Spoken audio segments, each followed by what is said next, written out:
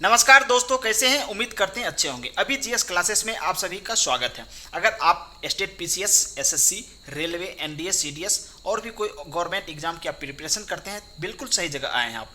अभी GS classes के माध्यम से आपको पूरी सहायता की जाएगी। हमारा वीडियो आपको पसंद आता है तो इसको क्या करिए, अपने दोस्तों में इसको शेयर कर दीजिए। अगर पसंद नहीं आता है तो इसको डिसलाइक करिए, ताकि हम नेक्स्ट वीडियो जो है और भी मेहनत करके बना सकें। और इस वीडियो की कमी, जो भी कमी आपको लगे, वो कमेंट बॉक्स में आप लिख सकते हैं। कोई भी सजेशन हो आप कमेंट बॉक्स में लिख कर दे सकते हैं, ताकि हम नेक्स्ट वीडियो में जो भी कमी हो रहे उसको हम दूर करने की प्रयास करें। अगर आप चाहते हैं कि हमारा वीडियो का नोटिफिकेशन आपको ऑटोमेटिक प्राप्त हो सके, इसके लिए हमारा यूट्यूब चैनल जो अभी जीएस क्लासेस है उसको आप सब्सक्राइब करिए, और जो बगल में ये बेल आइकन है इसको आप प्रेस कर लीजिए। अगर बेल आइकन प्रेस नहीं करिएगा तो आपको नोटिफिकेशन प्राप्त नहीं होगा, ठीक है। अगर आप हमारे टेलीग्राम चैनल के माध्यम से आप जुड़ना चाहते हैं तो अभी जीएस ऑफिशियल के नाम से, देखिए यहाँ पर लिखा हुआ अभी जीएस ऑफिशियल, आप टेलीग्राम में जाकर सर्च करिए और इसको सब्सक्राइब करिए। इससे आप जुड़ जाइए। उससे आपको फ़ायदा क्या मिलेगा कि ताकि हम अगर नेक्स्ट कोई भी पीडीएफ अपलोड करते हैं, कोई भी कंटेंट अपलोड करते हैं, आपको वहाँ आसानी से देखने को मिल जाएगा, ठीक है। तो इसलिए इसको जो है आप सब्सक्राइब करके रख लीजिए टेलीग्राम चैनल को। इस वीडियो में हम लोग पढ़ने वाले हैं स्वतंत्रता का अधिकार। स्वतंत्रता का जो अधिकार होता है, राइट टू फ्रीडम इसको बोलते हैं, ठीक है।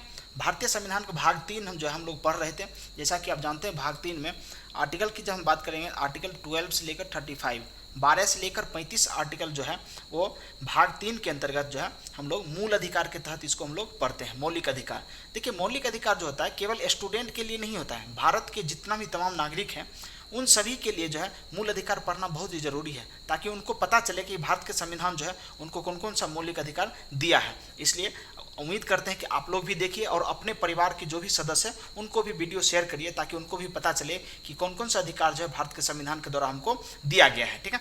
इस वीडियो में हम जो है 2 आर्टिकल की डिस्कस करेंगे, चर्चा करेंगे। आर्टिकल 19 और 20। देखिए होता क्या है कि स्वतंत्रता का जो अधिकार हम देखते हैं तो उसमें हम जो है 19 से लेकर 22 तक आर्टिकल हम लोग चर्चा करते हैं। 19 से लेकर 22 तक, 19, 20, 21, 22, ये 4 आर्टिकल जो है वो स्वतंत्रता के अधिकार में, राइट टू फ्रीडम के अधिकार में हम लोग देखते हैं। लेकिन इस वीडियो में हम लोग सिर्फ 2 आर्टिकल की चर्चा करेंगे, आर्टिकल 19 और आर्टिकल 20। इसलिए चर्चा करेंगे 2 ही आर्टिकल की, क्योंकि वीडियो थोड़ा सा लंबा हो जाएगा, क्योंकि ये टॉपिक जो है आर्टिकल 90 जब हम पढ़ेंगे बड़ा बड़ा टॉपिक है। हम चाहते हैं कि वीडियो छोटा हो ताकि आप लोग आसानी से उसको देख पाएँ और याद कर पाएँ, ठीक है। उम्मीद करते हैं कि आपको ये वीडियो पसंद आएगा। मौलिक अधिकार के संबंधित जो भी अगर डाउट होता है, कुछ भी क्वेश्चन आप पूछना चाहते हैं तो कमेंट बॉक्स में लिख सकते हैं, वहाँ आपको जो है आंसर दिया जाएगा, ठीक है। वीडियो स्टार्ट करने से पहले आज का मोटिवेशनल क्योट, जैसा कि हम लोग प्रत्येक वीडियो में आप लोगों को मोटिवेट करने की कोशिश करते हैं ताकि अपनी मंजिल को आप जल्द से जल्द प्राप्त कर सकें। कहते हैं, ना गीता पढ़ा मैंने, ना गीता का ज्ञान है, ना गीता पढ़ा मैंने, ना गीता का ज्ञान है, मुझे तो बस इतना पता है, मेहनत करने वालों के साथ हमेशा भगवान है, ठीक है। आप गीता पढ़िए या मत पढ़िए, गीता का ज्ञान रखिए या मत रखिए, अगर आप मेहनती हैं, मेहनत कर रहे हैं तो भगवान आपके साथ जो है हमेशा खड़े रहेंगे, ठीक है। इसलिए मेहनत करिए और जो है मेहनत के बल पर जो अपनी मंजिल को प्राप्त करिए। चलिए आज की वीडियो को हम लोग स्टार्ट करते हैं। हम देखेंगे स्वतंत्रता का अधिकार, जिसको बोलते हैं right to freedom, RTF, right to freedom. स्वतंत्रता के अधिकार के तहत, जैसा कि आप जानते हैं, आर्टिकल 19 से लेकर 22 तक जो है स्वतंत्रता के अधिकार की चर्चा भारत के संविधान में की गई है। और भाग 3 जो है इसको भारतीय संविधान का मैग्ना कार्टा कहा जाता है। अगर आप पीछा वीडियो अगर नहीं देखे हैं तो देखिए, क्योंकि जब हम मूल अधिकार स्टार्ट किए थे वहाँ पर हम डिटेल से चर्चा किए थे कि किस देश के संविधान में जो है पहली बार जो है स्वतंत्रता का अधिकार को लागू किया गया था, कब जोड़ा गया था, ये सब चीज़ हम चर्चा की है। मैग्ना कार्टा क्या होता है, किस देश की जो है भाषा से जो है मैग्ना कार्टा शब्द लिया गया है, ये सब हम चर्चा कर चुके हैं। अगर इसका आंसर आपको जानना है तो अगर जो है कमेंट बॉक्स में हम लिंक दे देंगे, वहाँ पर जो है आप जाकर देख सकते हैं वीडियो को। जब तक देखिएगा ना तब आपको समझ में नहीं आएगा, ठीक है। तो देखिए स्वतंत्रता का अधिकार जो है ये सबसे महत्वपूर्ण अधिकार है। जिस प्रकार से आप जानते हैं कि मूल संविधान में, जो भारत का संविधान बनकर तैयार हुआ उसके बाद लागू हुआ 26 जनवरी 1950 को, जब भारत का संविधान पूरी तरीके से विधिवत रूप से लागू कर दिया गया था, तो उसमें जो था 7 मौलिक अधिकार दिया गया था। लेकिन जैसा कि आप जानते हैं 44वां संविधान संशोधन 1978 होता है, उसमें एक जो मौलिक अधिकार था संपत्ति का अधिकार, उसको हटा दिया जाता है, ठीक है। तो वर्तमान में देखेंगे तो 6 प्रकार की मौलिक अधिकार है, जिसमें से हम लोग जो है पहला अधिकार हम लोग देख लिए, जिसको हम बोलते हैं समानता का अधिकार, आर्टिकल 14 से 18 समानता का अधिकार हम लोग देख लिए। दूसरा हम लोग देख रहे हैं स्वतंत्रता का अधिकार, ये दूसरा मौलिक अधिकार आपको देखने को मिलेगा, स्वतंत्रता का अधिकार, जिसमें आर्टिकल 19 से 22 तक चर्चा की जाती है, लेकिन इस वीडियो में हम लोग सिर्फ 2 ही आर्टिकल चर्चा करेंगे, 19 और 20। ठीक है, ये जो स्वतंत्रता का अधिकार है इसको मौलिक अधिकार का मेरुदंड कहा जाता है, रीढ़ की हड्डी। जैसा कि कशेरुकी जंतु जो होती है, जैसे मेमेल्स हो गया, ठीक है, तो मेमेल्स जैसे मनुष्य हो गया, मनुष्य की हम अगर चर्चा करते हैं तो मनुष्य की जिस प्रकार की जो रीढ़ की हड्डी होती है वो पूरे शरीर को जो है एक ढांचा प्रदान करती है और मजबूती प्रदान करने का काम करती है। उसी प्रकार से भारत के संविधान के द्वारा जो है भारत के नागरिकों को जितना भी मौलिक अधिकार दिया गया उसमें से सबसे महत्वपूर्ण मौलिक अधिकार कौन है, तो स्वतंत्रता का अधिकार है, जिसको हम जो है मौलिक अधिकार का मेरुदंड या इसको रीढ़ की हड्डी बोलते हैं। ठीक है, तो ऐसा आप लोग याद रखिएगा, कभी क्वेश्चन पूछ सकता है कि किस मौलिक अधिकार को रीढ़ की हड्डी यानी मूल अधिकार के रीढ़ की हड्डी कहा जाता है या मेरुदंड कहा जाता है, तो ये स्वतंत्रता का अधिकार को कहा जाता है। अब हम बात करते हैं आर्टिकल 19। आर्टिकल 19 क्या कहता है, देखिए आर्टिकल 19 कहता है कि वाक और अभिव्यक्ति की स्वतंत्रता। ये वाक और अभिव्यक्ति की स्वतंत्रता क्या मतलब हुआ, फ्रीडम ऑफ स्पीच यानी बोलने की स्वतंत्रता, और एक्सप्रेशन मतलब हो गया कोई चीज़ आप एक्सप्रेस कर सकते हैं, जैसे बताकर, मतलब एक्सप्रेस करने का कई तरीका हो सकता है, बोलकर भी कर सकते हैं, लिख कर भी कर सकते हैं, इशारा देकर भी कर सकते हैं। तो कई तरीका होता है एक्सप्रेस करने की, अपने बातों को एक्सप्रेस करने की, यानी दूसरे लोगों तक अपनी बातों को पहुंचाने का बहुत सारा डिफरेंट तरीका हो सकता है। तो आर्टिकल जो 19 है उसमें हम लोग 3 क्लॉज देखेंगे।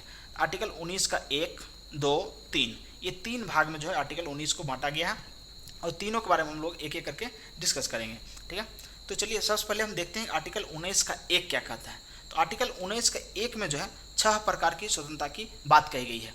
ये 6 प्रकार की स्वतंत्रता काफ़ी महत्वपूर्ण है, आपको ये फराटेदार याद करने की जरूरत है। ठीक है, और कैसे याद किया जाएगा, एकदम ट्रिक के साथ, एकदम जो है आपको एक आसान भाषा में समझाया जाएगा किस प्रकार से जो 6 स्वतंत्रता दी गई है आर्टिकल 19 के 1 में 6 प्रकार की जो स्वतंत्रता दी गई है उसको आप आसानी से देखिए 1 मिनट के बाद। ठीक है, 1 मिनट के बाद जो है आपको 6 के 6 जो है पूरी तरीके से याद हो जाएगा, कोई याद करने की जरूरत इसमें पड़ता ही नहीं है। चलिए एक एक करके हम लोग देखते हैं। तो आर्टिकल 19 के 1 का ए नंबर, देखिए ए नंबर हम बोल रहे हैं। ठीक है, ए नंबर पहले देखेंगे, फिर B C D E F G, ये जी तक जो है हम लोग कंप्लीट करेंगे, ए से लेकर कहाँ तक, तो जी तक।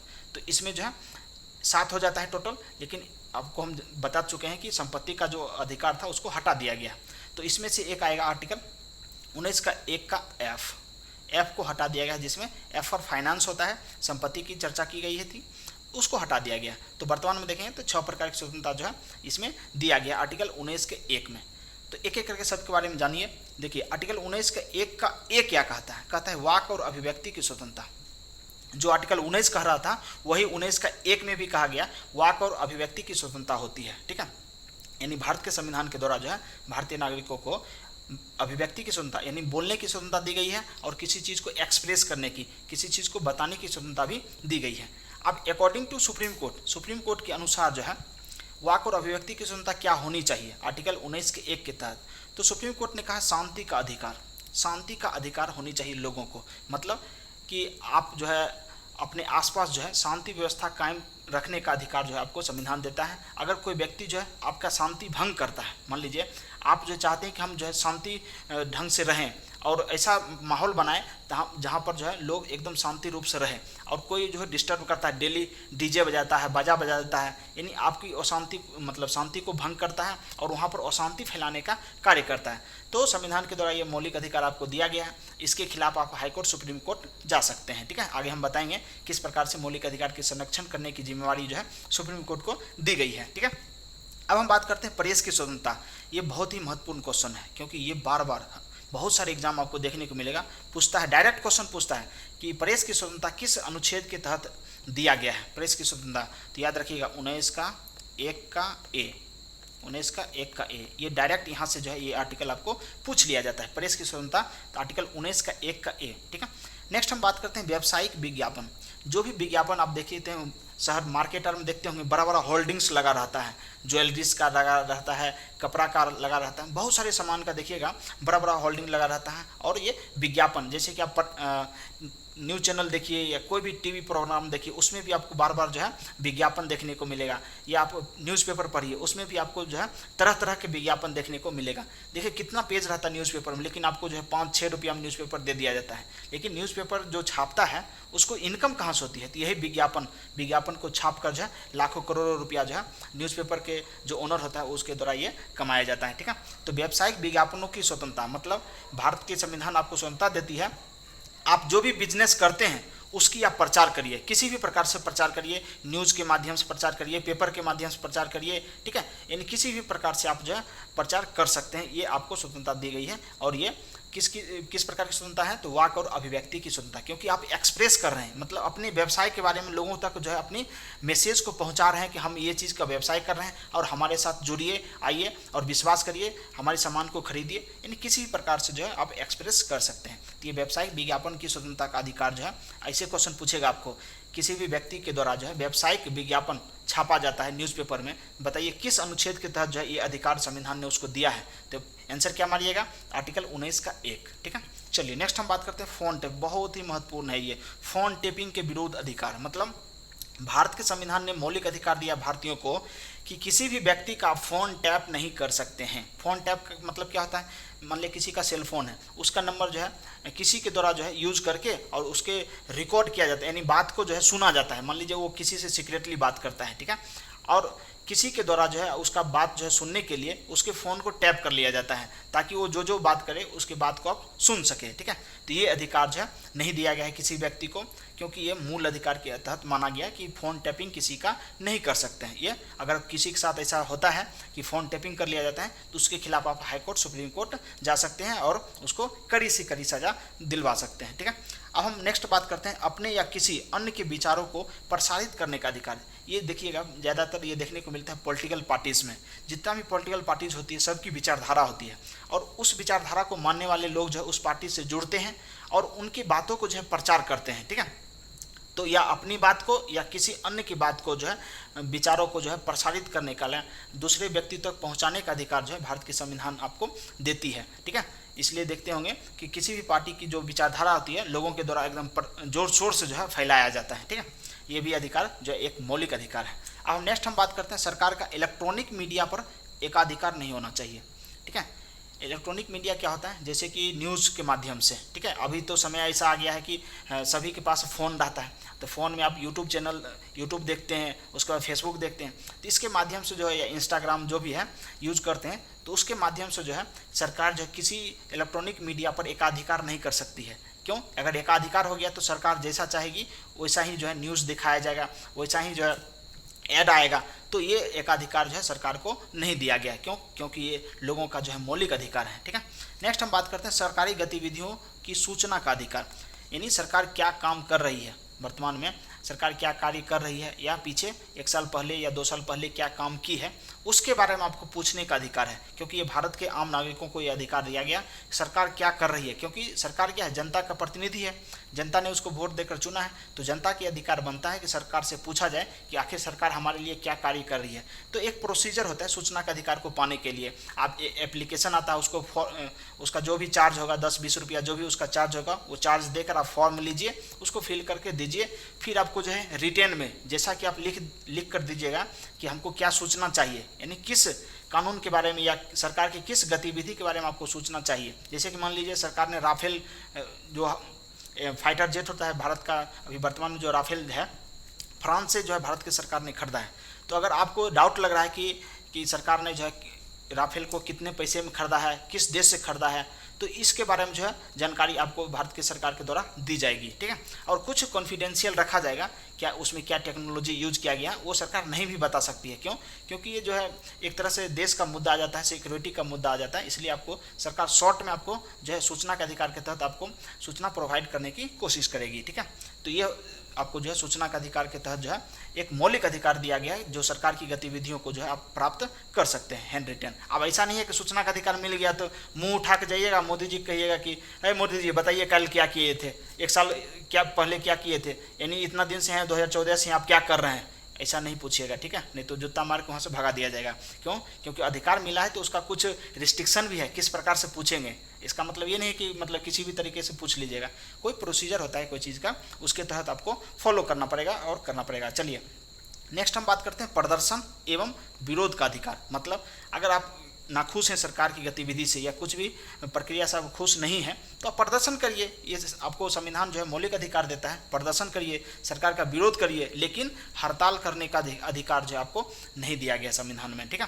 यानी जो मौलिक अधिकार है आपका हड़ताल करने का अधिकार नहीं है। इसलिए कभी कभी देखे होंगे जब जनता के द्वारा हड़ताल किया जाता है तो सरकार जो है उस पर जो है पानी की बारिश करवाती है, और जो है फायर का जो गोला होता है ना, जो गोली देखे होंगे यहाँ पर, आग का कुछ होता है ऐसे गैस का गोला, उसको छोड़ा जाता है। क्यों? क्योंकि हड़ताल करने की अधिकार मौलिक अधिकार नहीं है आपका, लेकिन आप हड़ताल कर रहे हैं, कह रहे हैं कि दुकान बंद करवाएंगे, ये करवाएंगे, तो सरकार आपके खिलाफ एक्शन लेती है और आपको लाठी डंडा से स्वागत करती है, लात जूता देती है, तब आप जो है घर की ओर प्रस्थान करते हैं। और घर पहुंचते हैं तो बीवी भी उधर से 2 चाट मारती है कि कहाँ गए थे लात खाने, ठीक है।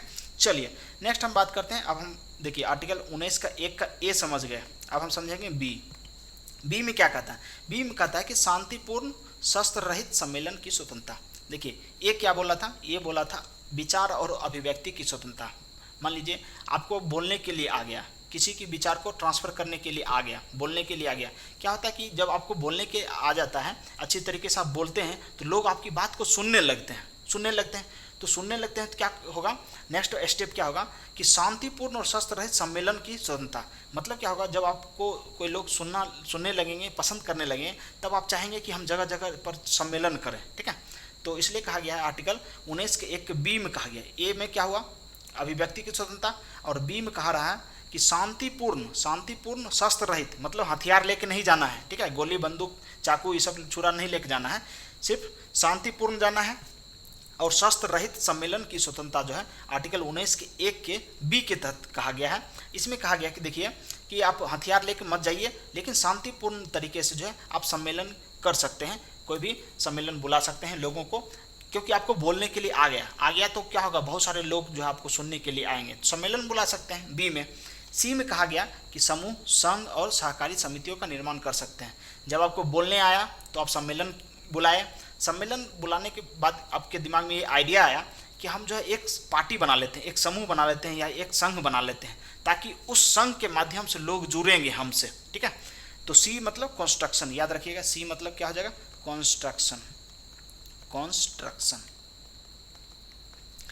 कंस्ट्रक्शन मतलब होता है समूह बनाना है, कंस्ट्रक्ट करना, किसी चीज़ को बनाना, ठीक है। सी मतलब कंस्ट्रक्शन, याद रखिए। ए बी सी 3 आर्टिकल आपको याद हो गया। अब हम बात करते हैं डी मतलब हो गया डिपार्चर, आवागमन। डिपार्चर का मतलब होता है आवागमन।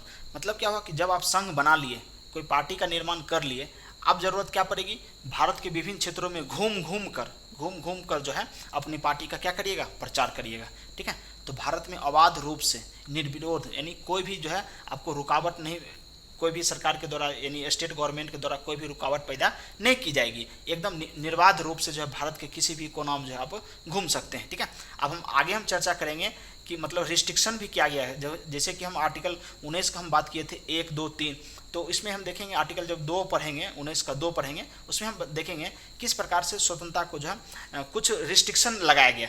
ऐसा नहीं है कि मतलब कि आपको ये 19 का जो 1 का ए बी सी डी जो पढ़ रहे हैं, जो 6 प्रकार की स्वतंत्रता मिली है आपको, उसका आप जो है मिसयूज मत करिए, इसलिए जो है आपको रिस्ट्रिक्शन भी किया गया है, ठीक है। वो दूसरा पार्ट में हम लोग कवर करते हैं। देखिए निवास करने की स्वतंत्रता। अब अगला क्या कर रहा है, निवास।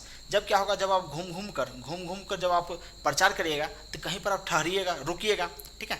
तो ई में क्या हो जाएगा, आपको निवास करने की जरूरत पड़ जाएगी, कहीं पर ठहरने की जरूरत पड़ जाएगी, कहीं पर घर बनाकर रहने की जरूरत पड़ जाएगी, ठीक है। अब हम बात करते हैं ई हो गया एफ में क्या कर, एफ फॉर फाइनेंस, ऐसे याद रखिएगा, फाइनेंस, ठीक है। फाइनेंस मतलब हो गया संपत्ति का अधिकार, ये मौलिक अधिकार हुआ करता था, तो सरकार ने हटाया क्यों, ये मौलिक अधिकार जो था इसको हटाया क्यों, क्योंकि वर्तमान में ये जो है मौलिक अधिकार की श्रेणी में नहीं है। क्योंकि देखिए होता क्या था कि जब भारत आज़ाद हुआ था धीरे धीरे, तो उस समय क्या होता था कि रेलवे लाइन, पटरी ये सब बिछाने की जरूरत पड़ रही थी सरकार को, ताकि यातायात की सुविधा को और सुदृढ़ किया जाए, मजबूत किया जाए। तो आप जैसा कि जानते हैं कि रेलवे लाइन जो है देखा जाता है कि अमूमन अधिक से अधिक क्या हो, एकदम सीधी हो, अधिक से अधिक ऐसे सीधी रेखा में जो है रेलवे लाइन बिछाया जाता है। ऐसा नहीं कि जिग जैक मोशन में ऐसे करके हम जो है रेलवे लाइन नहीं बना सकते हैं, ठीक है। तो होता क्या था कि सरकार चाहती थी कि रेलवे लाइन सीधी हो, लेकिन बीच में किसी का खेत आ गया, मान लीजिए ये मोनू कुमार का जो है खेत आ गया। अब मोनू कुमार कह रहा है कि हमको जो है ये खेत नहीं देंगे सरकार को, और सरकार चाहती है इधर से यहाँ तक रेलवे लाइन ले आई और मोनू के खेत के पास जो है अटक गई, वो देना ही नहीं चाह रहा था। तो सरकार के दिमाग में ये आया कि देखिए ये मौलिक अधिकार है, तो मौलिक अधिकार के खिलाफ अगर हम जाएंगे तो ये कहाँ पहुँच जाएगा, सुप्रीम कोर्ट पहुँच जाएगा। इसलिए इसको जो है मौलिक अधिकार से हटाकर कानूनी अधिकार बना दिया गया। अब कानूनी अधिकार में क्या होगा, मोनू कुमार जो है सुप्रीम कोर्ट में जाएगा, कहेगा कि देखिए हमारा सरकार जो है ज़मीन छीन ली, ठीक है, तो सुप्रीम कोर्ट कहेगा ठीक है छीन लिया तो छीन लिया, ठीक है, अब उसके मुआवजा जो होगा वो पैसा तुमको सरकार दे देगी, उचित मुआवजा जो है सरकार दे देगी, लेकिन तुम्हारा खेत वापस नहीं होगा। ये कौन बोलेगा, सुप्रीम कोर्ट। क्यों, क्योंकि ये मूल अधिकार तुम्हारा नहीं है, कानूनी अधिकार है, सरकार तुम्हारी ज़मीन को ले सकती है, अपने कार्य के लिए नहीं, पूरे समूह यानी कोई व्यक्तिगत कार्य के लिए नहीं, यानी सामाजिक कार्य के लिए सरकार जो है आपकी संपत्ति ले सकती है। चलिए नेक्स्ट हम बात करते हैं जी मतलब हो गया जीविका, जी से याद रखिएगा, जीविका जिसको बोलते हैं आजीविका। अब मान लीजिए भारत के कोना कोना में आप घूमिएगा तो फिर रहिएगा, बसिएगा, अब बसिएगा तो फिर खाइएगा कैसे, तो कुछ आजीविका चलाइएगा तब आपका भोजन होगा, भरण पोषण होगा। तो आजीविका या व्यवसाय करने की स्वतंत्रता दी गई है। अब इसको हम रिवीजन करेंगे। देखिए जो 6 प्रकार की स्वतंत्रता मिला है, अब उसको शॉर्ट में आप समझिएगा। 6 प्रकार की स्वतंत्रता किस अनुच्छेद के तहत, अनुच्छेद 19 का 1 के तहत, 19 के 1 के तहत जो है कितने प्रकार की, 6 प्रकार की स्वतंत्रता आपको दी गई है। तो एक एक करके देखते हैं। देखिए ए में पहले क्या बोला, ए में कहा विचार और अभिव्यक्ति की स्वतंत्रता, मतलब बोलने के लिए आपको आ गया, तो ए यानी पहला क्लास पास कर गया, आपको बोलने के लिए आ गया, फर्स्ट क्लास जो है पास कर दिए। अब आते हैं बी, ABCD सिखा रहे हैं, आप सही से सीखिएगा। ए मतलब क्या हो गया, बोलने के लिए आ गया। बी में क्या होगा कि जब बोलने के लिए आ जाएगा तो आप क्या करिएगा, सभा करिएगा, सम्मेलन करिएगा, सम्मेलन बुलाइए, लोग आपको सुनेंगे, ठीक है, शांतिपूर्ण ढंग से, यानी हथियार नहीं लेके आना है, सम्मेलन बुलाइए और लोग आपको सुनेंगे क्योंकि आपको बोलने के लिए आ गया। सी मतलब क्या हो गया कि आप संघ या संगठन बनाइए, कोई संघ का निर्माण कर लीजिए, सी कंस्ट्रक्शन हो गया। डी मतलब होता है डिपार्चर, जब आप संघ बना लिए तब जरूरत पड़ेगी घूम घूम कर जो है उसकी प्रचार करने की, जो पार्टी आप बनाए हैं उसकी प्रचार करिए। तो डी फॉर डिपार्चर होता है प्रस्थान करना, तो आप घूम घूम कर क्या करिएगा, प्रचार करिएगा। तो मतलब जो है अबाध रूप से घूमना, यानी घूमने, यानी भारत के किसी भी क्षेत्र में आप घूम सकते हैं, ये घूमने की बात कही गई है डी में। अब आते हैं ई में, ठीक है, जब आप घूमिएगा तो कहीं पर निवास करिएगा, तो निवास करने की बात कही गई है कि ई में। अब आते हैं एफ में, एफ फॉर फाइनेंस होता है, यहाँ पर हम बता ही दिए हैं एफ में, और जी होता है लास्ट में जी मतलब क्या हो गया, आजीविका या व्यवसाय करने की स्वतंत्रता आपको संविधान के द्वारा दिया गया है, ठीक है। उम्मीद करते हैं जो 19 के 1 में जो है 6 प्रकार की स्वतंत्रता के अधिकार जो दिया गया है आपको, वो पूरी तरीके से आप समझ चुके हैं। तो आगे हम बढ़ते हैं। चलिए अब हम नेक्स्ट देखते हैं आर्टिकल 19 के 2। अब हुआ क्या, आपको जो 6 प्रकार की स्वतंत्रता दिया गया है उसमें कुछ रिस्ट्रिक्शन लगाया जाएगा, ठीक है। अगर रिस्ट्रिक्शन नहीं लगाया जाएगा तो आप उसका दुरुपयोग करिएगा, गलत उपयोग करिएगा। किस प्रकार से गलत उपयोग करिएगा, चलिए हम डिस्कस करते हैं। देखिए आपको समझ में आ जाएगा जल्दी से। विचार और अभिव्यक्ति की स्वतंत्रता पर प्रतिबंध लगाया गया। आर्टिकल 19 के 2 यानी 1 में क्या था, 19 के 1 में क्या था, अभिव्यक्ति, विचार और अभिव्यक्ति की स्वतंत्रता दी गई थी, लेकिन 19 के 2 कह रहा है विचार और अभिव्यक्ति पर प्रतिबंध लगाया जाएगा, क्योंकि रिस्ट्रिक्शन भी जरूरी होता है, ठीक है। किसी भी व्यक्ति को जो है फुल पावर नहीं देना चाहिए, कुछ पावर जो अपने हाथ में रखना चाहिए। जैसे भारत की जनता जो है पूरा पावर जो है भारत की सरकार को नहीं देती है, ठीक है। जब चाहे तब जो है मतलब सरकार के प्रतिनिधि के द्वारा सरकार को गिराया जा सकता है, और अल्टीमेटली जो है वो भारत के जो तमाम नागरिक हैं, जो भारत की जनता है, उसका ही पावर जो है काम आता है देश में, ठीक है। अब हम बात करते हैं किस कंडीशन में विचार और अभिव्यक्ति की स्वतंत्रता पर प्रतिबंध लगाया जाता है। तो हम बात करते हैं संप्रभुता और अखंडता। जब हमारे देश की संप्रभुता और अखंडता पर आंच आएगा, उस कंडीशन में जो आपकी विचार और अभिव्यक्ति पर प्रतिबंध लगाया जाएगा। मतलब आपको अगर बोलने की स्वतंत्रता दी गई है, इसका मतलब ये नहीं कि किसी को आप गाली दे दीजिए या कहिए भारत जिंदाबाद, पाकिस्तान मुर्दाबाद, भारत तुम्हारे टुकड़े होंगे, ऐसे कुछ गलत सलत बात आप नहीं बोल सकते हैं जो कि भारत की संप्रभुता और अखंडता पर जो है आंच आए। उस कंडीशन में आपको बोलने पर जो है प्रतिबंध लगाया जाएगा। एक तरह से कह सकते हैं मुंह बंद कर दिया जाएगा, एक तरह से टेप लगा दिया जाएगा आपके मुंह पर, क्योंकि आप ये भारत के खिलाफ एक शब्द भी नहीं बोल सकते हैं। क्योंकि भारत की संविधान जो है आपको मौलिक अधिकार दिया है बोलने का, तो वही संविधान जो है आपको मौलिक अधिकार छीनने का भी अधिकार देता है आर्टिकल 19 के 2 में। जब आप भारत के खिलाफ यानी भारत की एकता और अखंडता पर अगर आप कुछ बोलिएगा, गलत बोलिएगा, जो भारत की एकता और अखंडता पर यानी संप्रभुता पर कोई आंच आए, उस कंडीशन में जो है आपकी विचार अभिव्यक्ति की स्वतंत्रता को छीना जा सकता है। ठीक है, अब हम बात करते हैं राज्य की सुरक्षा। ठीक है, भारत की जो सुरक्षा की जो बात है उसके खिलाफ अगर आप कुछ बोलिएगा तो उस कंडीशन में जो है आपकी स्वतंत्रता पर प्रतिबंध लगाई जाएगी। किस स्वतंत्रता पर? तो बोलने की स्वतंत्रता पर, और एक्सप्रेशन जो होता है विचार और अभिव्यक्ति की स्वतंत्रता पर, उस पर आपको प्रतिबंधित किया जाएगा। मानहानि, जैसा कि आप जानते हैं डिफेमेशन इसको बोलते हैं। अगर आपको बोलने की स्वतंत्रता संविधान ने दिया है तो ऐसा ये नहीं है कि मतलब किसी को आप गरिया दीजिएगा, आप कहिएगा कि नहीं हमको बोलने का अधिकार है, संविधान ने हमको दिया है। ठीक है, तो ऐसा नहीं होगा कि मतलब जो आपको बोलने का अधिकार दिया है तो कुछ भी बोल दीजिएगा। ठीक है, तो अपने दायरे में रहकर बोलिए किसी को, और एक सम्मान की नज़र से बोलिए ताकि किसी को आँच ना आए, क्योंकि मौलिक अधिकार मिला है तो उसका मिसयूज नहीं करिए, ऐसा कहा गया है भारत के संविधान में आर्टिकल 19 के 2 में। ठीक है, अब हम बात करते हैं न्यायालय की अवमानना। यानी भारत का जो सर्वोच्च न्यायालय उच्च न्यायालय है, वो अगर कोई फैसला सुना देता है तो उसके खिलाफ आप कुछ गलत नहीं बोलिएगा। मान लीजिए आपका केस जो है सुप्रीम कोर्ट में है और सुप्रीम कोर्ट का फैसला आया, उसमें क्या होगा, आपका जो पक्ष रख रहा था वो हार गया, यानी आप जो केस हार गए। तो ऐसा नहीं कर सकते हैं कि उंगली उठा नहीं सकते हैं कि सुप्रीम कोर्ट गलत निर्णय दिया हमारे खिलाफ, क्योंकि न्यायालय की अवमानना हो जाएगी। वहाँ पर हमारे न्यायालय के जो सर्वोच्च न्यायालय है उसकी बेइज्जती हो जाएगी, तो बोलने का अधिकार वहाँ पर आपको छीन लिया जाता है। अगर ऐसा आप करते हैं तो आपके खिलाफ मानहानि का मुकदमा दायर किया जाएगा। ठीक है, अब हम बात करते हैं विदेशी राज्यों के साथ संबंध। अगर आपका संबंध किसी दूसरे विदेशी देशों से है जो हमारा शत्रु है, जैसे पाकिस्तान, चीन, इसके साथ आपका अवैध संबंध है, ठीक है, अवैध संबंध है, तो आपको कोई भारत के संविधान के द्वारा मौलिक अधिकार पर रिस्ट्रिक्शन लगाया जाएगा कि आप जो अवैध रूप से जो है कुछ बोल नहीं सकते हैं भारत के खिलाफ। ठीक है, तो ये जो है प्रतिबंधित किया गया है आर्टिकल 19 के 2 में। ठीक है, अब हम बात करते हैं अगर आपको घूमने का अधिकार दिया गया, घूमने का, भारत के किसी भी क्षेत्र में घूमने का अधिकार दिया गया, मान लीजिए भारत और चीन के साथ युद्ध चल रहा है और किस क्षेत्र में, जम्मू कश्मीर के क्षेत्र में जो भारत की सेना डिप्लॉय की गई है, अब उस कंडीशन में आप कहते हैं कि नहीं हमको जो है भारत के संविधान के द्वारा जो है मौलिक अधिकार दिया गया 19 के डी में कि भारत के किसी भी कोना में घूम सकते हैं, तो भारत की सेना 2 चाट मारेगी या भगा देगी वहाँ से मार के, क्योंकि चुट्टा कहीं का अभी युद्ध चल रहा है, तुम घूमेगा इधर जम्मू कश्मीर में, जाओ घर। ठीक है, इसलिए जो है कि उस समय जो आपका जो है घूमने का अधिकार भी प्रतिबंधित कर दिया जाता है। क्यों? क्योंकि भारत का संविधान कहता है कि जब एकता और अखंडता की बात आती है, देश की सुरक्षा की बात आती है, तो उस कंडीशन में जो है आपका जो मौलिक अधिकार जो मिला हुआ है उस पर प्रतिबंध लगाया जा सकता है, लेकिन हमेशा के लिए नहीं, कुछ समय के लिए प्रतिबंध लगाया जाएगा। ठीक है, अगर आप घूमने का अधिकार मिला है तो ऐसा नहीं है कि किसी के बेडरूम में घुस जाइएगा और कहिएगा कि हमको घूमने का अधिकार मिला था। ठीक है, तो ऐसा बिल्कुल भी मत करिएगा। और आपको बोलने का अधिकार दिया गया है तो किसी के खिलाफ जो है कुछ गलत शब्द का इस्तेमाल नहीं करिए, नहीं तो आपके खिलाफ मानहानि का मुकदमा दायर हो सकता है। अब हम बात करते हैं आर्टिकल 19 का 3 क्या कहता है, शांतिपूर्ण और शस्त्र रहित सम्मेलन पर प्रतिबंध लगाया गया। ये क्यों लगाया गया?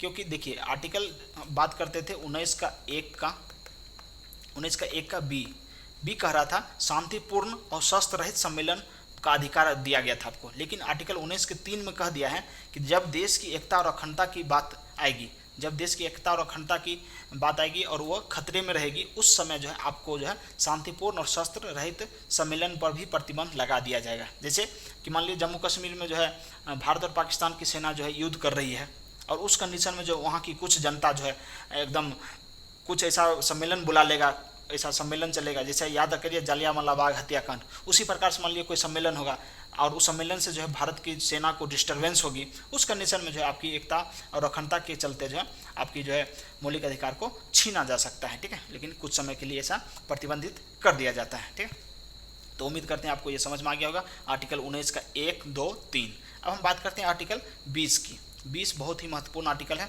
और आपको जो है ये बार बार क्वेश्चन देखने को मिलेगा एग्जाम में, विभिन्न प्रकार के एग्जाम में जो है ये बहुत ही महत्वपूर्ण क्वेश्चन के तौर पर बनता है। चलिए देखते हैं क्या कहता है आर्टिकल 20।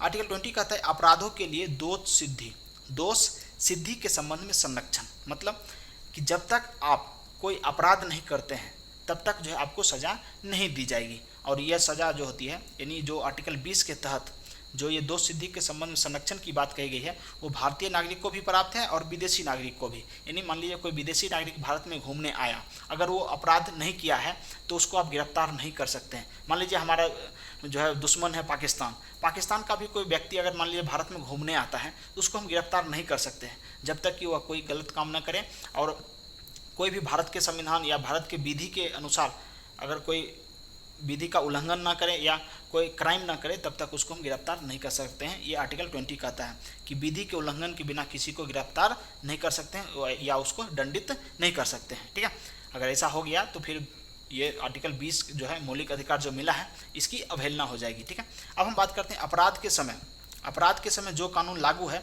उसी के अनुसार आप उसको सजा दे सकते हैं। मान लीजिए कि कोई व्यक्ति जो है मर्डर कर दिया, किसी का खून कर दिया। अब संविधान मान लीजिए कि विधि के अनुसार जो है कानून है कि कोई व्यक्ति अगर मर्डर करता है तो उसको जो है 20 साल की सज़ा होगी, ऐसा मान लीजिए उम्र कैद होगी और उसको 20 साल की सज़ा होगी। लेकिन मान लीजिए कोई व्यक्ति मर्डर करता है और मर्डर करने से 2 साल पहले कानून ये था कि किसी व्यक्ति को अगर कोई व्यक्ति मारता है तो उसको जो है 10 साल की सज़ा होगी, लेकिन वर्तमान में जो वो सज़ा हो 20 साल हो गई।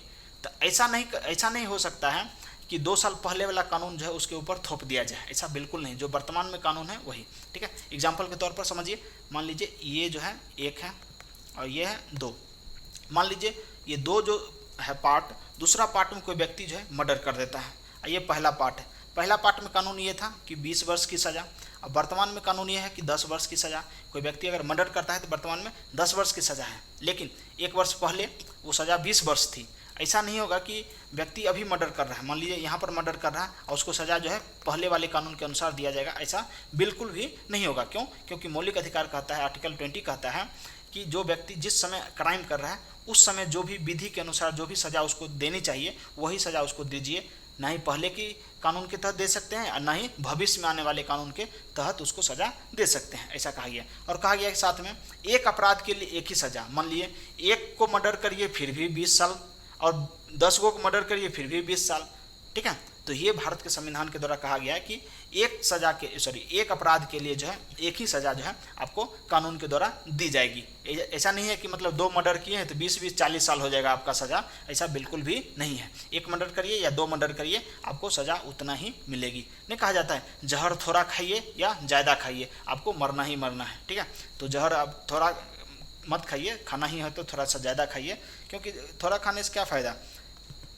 चलिए नेक्स्ट हम बात करते हैं कि खुद अपने आप के लिए जो है गवाही देने के लिए जो है आपको बाध्य नहीं किया जा सकता। मान लीजिए आप कोई क्राइम किए और आपको जो है पुलिस उठा कर ले गई, तो पुलिस फोर्स नहीं कर सकती है कि बताओ तुमने क्राइम किया है कि नहीं, यानी ऐसे जोर देकर जो है आपको नहीं बोल सकती है पुलिस, क्योंकि खुद के खिलाफ गवाही देने के लिए आपको जो है बाध्य नहीं किया जा सकता है जब तक कि मतलब कोई दूसरा, क्योंकि आप कोई क्राइम करते हैं तो कोई विटनेस होना चाहिए, यानी क्राइम को देखने वाला कोई दूसरा व्यक्ति होना चाहिए। उसी व्यक्ति की गवाही के अनुसार जो है आपको सज़ा दी जाएगी। जब तक आपको कोई गवाही नहीं देगा तब तक आपको सज़ा नहीं होगी, क्योंकि भारत के कानून ही कहता है कि जब तक कोई विटनेस नहीं होगा, जब तक कोई सबूत नहीं होगा, तब तक हम किसी व्यक्ति को सज़ा नहीं दे सकते हैं। ठीक है, तो कानून ये कहता है कि आर्टिकल 20 के तहत अगर गिरफ्तारी होता है किसी को तो उसके खुद के खिलाफ जो है गवाही देने के लिए उसको बाध्य नहीं कर सकते हैं। अब हम बात करते हैं लोक सेवक, यानी भारत में जो भी सरकारी लोग हैं, यानी सेंट्रल गवर्नमेंट हो गया या स्टेट गवर्नमेंट हो गया, उस व्यक्ति के खिलाफ, यानी सरकारी कर्मचारी कोई है, मान लीजिए स्कूल की मैडम है। ठीक है, यह मैडमिया का फोटो आप बना दे रहे हैं, ये मान लीजिए ये मैडम है। ठीक है, और ये क्या कि अपने हाथ में ये टकुआ रखी हुई है और ये कुछ कपड़ा ऐसे बना रही है, सी रही है ऐसे करके, और यहाँ पर एक चेयर है, कुर्सी पर बैठी हुई है। अब क्या हुआ कि देखे होंगे गांव में मैडम सब आती है, एक कुर्सी पर बैठती है, दूसरे कुर्सी पर जो है पैर रखती है और क्या करती है, अपने जो है बच्चे के लिए, घर के जो बच्चे होते हैं उसके लिए टोपी बिनती है, स्वेटर बनाती है और बच्चे को पढ़ाती नहीं है स्कूल में, जाकर और ये अपना काम करने लगती है। तो क्या हुआ कि अगर कानून देखने को मिलता है, क्या उसके खिलाफ अगर कोई जो है केस कर दिया जाता है तो क्या होगा कि 2 कंडीशन हो सकता है। क्या होगा कि उसको पद से हटाया जाएगा। क्यों? क्योंकि अपने अधिकार का पालन नहीं कर रही है, क्योंकि लोगों का मौलिक अधिकार होता है, आगे हम चर्चा करेंगे, लोगों का मौलिक अधिकार होता है शिक्षा प्राप्त करना, लेकिन ये मैडमिया जो है ये बच्चे को शिक्षा नहीं दे रही है, उसके बदले में जो है दूसरा काम कर रही है, तो इसके खिलाफ जो है एक्शन लिया जाएगा और इसको पद से हटाया जाएगा। तो पहला ये कंडीशन हो गया। दूसरा होगा न्यायालय इसको सजा भी दे सकती है। तो 2 काम होगा। देखिए, सरकारी कर्मचारी के खिलाफ 2 कार्य हो सकता है। अगर वो गलत काम में बिजी है, व्यस्त है, जो काम उसको मिला है वो काम नहीं कर रहा है, गलत काम कर रहा है, तो उसको पद से भी हटाया जाएगा और न्यायालय द्वारा सजा भी दी जाएगी। इसको दोहरी दंडादेश नहीं माना जाएगा। जैसा कि अभी तुरंत हम पढ़े हैं कि अगर एक मर्डर करिएगा तो भी, 2 मर्डर करिएगा तो भी आपको सज़ा एक ही मिलेगी। मान लीजिए 1 मर्डर किया, 2 मर्डर किया और 20 साल की सज़ा है मर्डर में, तो 20 साल ही मिलेगा। ऐसा नहीं कि 2 मर्डर किए तो 40 साल हो जाएगा। लेकिन कहा गया कि लोक सेवक को अगर पद से हटाया जाता है या न्यायालय उसको सज़ा देती है, अगर दोनों चीज़ मिल जाता है, उसको पद से भी गया और उसके बाद जो है मान लीजिए 5 साल की सज़ा भी मिल गया, तो इसको दोहरा दंडादेश नहीं माना जाएगा, यानी दोहरी सज़ा नहीं मानी जाएगी, इसको एक ही सज़ा मानी जाएगी।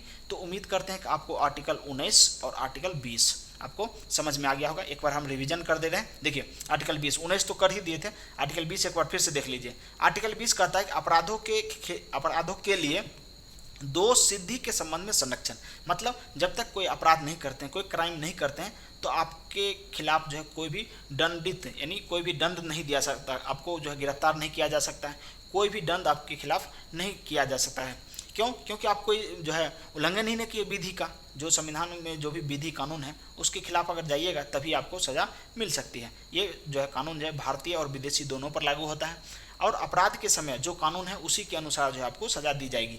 एक अपराध करिए तो एक ही सज़ा मिलेगी, ऐसा नहीं है कि एक अपराध के लिए एक से अधिक जो है सज़ा आपको मिल जाएगी, ऐसा बिल्कुल नहीं है। अब एक को खून करिए चाहे 4 को करिए, जो एक कानून है, जो मृत्युदंड का जो कानून है उसके अनुसार ही आपको सज़ा दी जाएगी। तो उम्मीद करते हैं आपको ये वीडियो पसंद आया होगा, उम्मीद करते हैं आपको वीडियो बहुत अच्छा लगा होगा, और स्क्रीनशॉट लीजिए, नहीं तो क्या करिए अपने आप को जो है नोट्स बनाइए, अपने आप में जो है एक बेहतर इंसान बनाइए और पढ़ते रहिए। क्योंकि देखिए इंसान पढ़ाई के मामले में सिर्फ किताबी कीड़ा होना जरूरी नहीं है, थोड़ा सा सामाजिक नॉलेज भी रखिए, ताकि जो है पढ़ने के अलावा कुछ सामाजिक नॉलेज होता है तो एक तरह से जो है सामाजिक इंसान आप बन पाइएगा। क्योंकि सिर्फ किताब पढ़ने से जो है ना ये आगे वाले जो भविष्य होता है, क्योंकि जो स्टूडेंट जब पढ़ रहा है तो उस समय आपको लगेगा कि हाँ चलो ठीक है किताबी ज्ञान हो गया, लेकिन बिल्कुल भी नहीं, क्योंकि जीवन भी अच्छा होना चाहिए। इसके लिए आपको जीवन का जो सामाजिक नॉलेज होता है वो भी होना बहुत ही ज़रूरी है। तो इसलिए हम हर वीडियो में बोलते हैं कि अपने आप को एक ऐसा बेहतर इंसान बनाइए, ठीक है। इंसान का मतलब ये होता है कि सामाजिक नॉलेज होनी चाहिए, ये नहीं कि सिर्फ किताबी ज्ञान हो गया और पता चला कि आपको बात ही नहीं करने आता है, समाज में किसके साथ कैसा व्यवहार करना चाहिए ये भी नहीं आता है, फैमिली में किसी के साथ कैसा बर्ताव करना चाहिए वो भी नहीं आता है, तो बहुत ही दिक्कत है। और आपको सिर्फ किताब पर ही नहीं, थोड़ा सा सामाजिक नॉलेज पर भी ध्यान देने की ज़रूरत है। और ये कब मिलेगा?